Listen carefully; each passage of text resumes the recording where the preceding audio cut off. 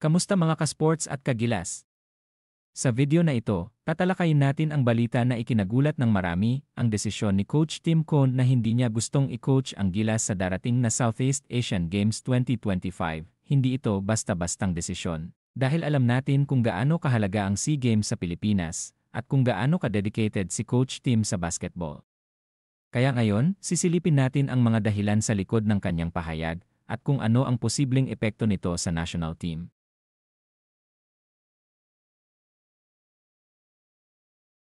Sino si Tim Cone? Bago natin pag-usapan ang kanyang desisyon, kilalanin muna natin si Coach Tim Cone. Siya ay kilalang-kilala sa mundo ng Philippine basketball. Siya ang head coach ng Barangay Ginebra, isa sa pinakapopular na koponan sa Philippine Basketball Association, at bukod dyan, siya rin ang kasalukuyang head coach ng Gilas Pilipinas.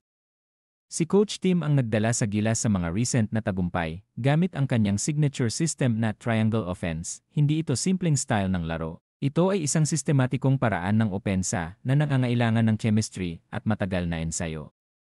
Kaya hindi mo ito basta ituturo lang overnight.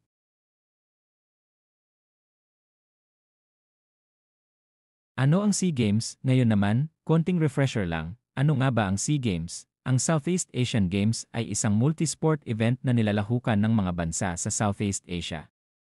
Isa ito sa mga pinakaprestihiyosong kompetisyon sa rehiyon. Ngayong 2025, gaganapin ito sa Thailand mula December 8 hanggang 20. At guess what? Gilas Pilipinas ang defending champion sa men's basketball dito. Ibig sabihin, inaasahan tayong depensahan ang ating titulo. Kaya malaking bagay kung sino ang magko-coach at kung sino ang mga manlalaro natin.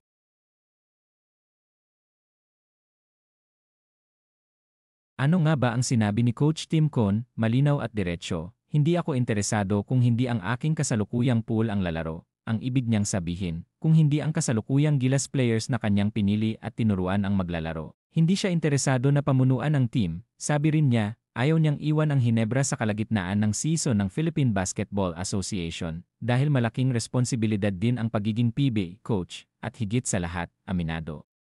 Siyang mahirap turuan ng triangle offense ang mga bagong players sa loob lang ng ilang araw. Hindi ito magic. Hindi ito pwedeng instant. Kailangan ng oras, disiplina, at familiarity. Pero bakit nga ba hindi available ang mga current players ni Coach Tim? Una, ang SEA Games ay hindi sakop ng FIBA window. Ibig sabihin, ang mga players na nasa international leagues tulad nina Kai Soto, Ye Edu, Carl Tamayo, at Kevin Kiambao ay hindi obligadong payagang makalaro ng kanilang mga mother teams. Pangalawa, tuloy-tuloy ang PBS season habang SEA Games ang nagaganap. Kaya ang mga PBS stars tulad nina June Mar Fajardo at Scottie Thompson malamang na hindi rin available, so kulang na agad sa key players.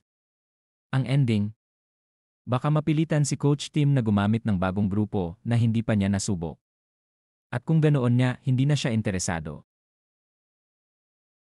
Dahil dito, naghahanap na ng solusyon ang Samahang Basketball ng Pilipinas o SBP. Una, isa sa mga opsyon ay maghanap ng bagong coach na willing humawak ng team kahit hindi ang core players ang available. Pangalawa, baka gumamit na lang sila ng mas simpleng game system, yung hindi kasing komplikado ng triangle offense. Pangatlo, pwede ring bumuo ng alternatibong national team na galing sa ibang liga o mga batang players.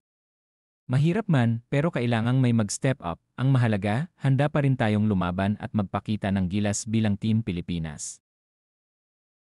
Sa huli, hindi ito tungkol sa pag-ayaw ni Coach Tim Cone.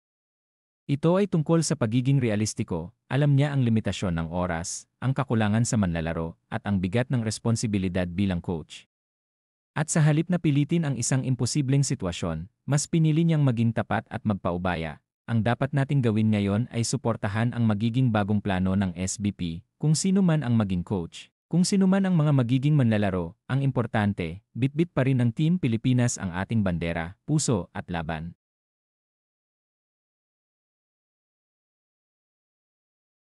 Anong masasabi mo sa desisyon ni Coach Tim Cone?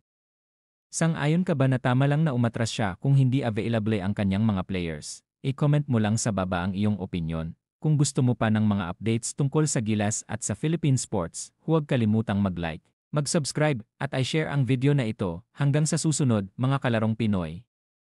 Laban Pilipinas, puso!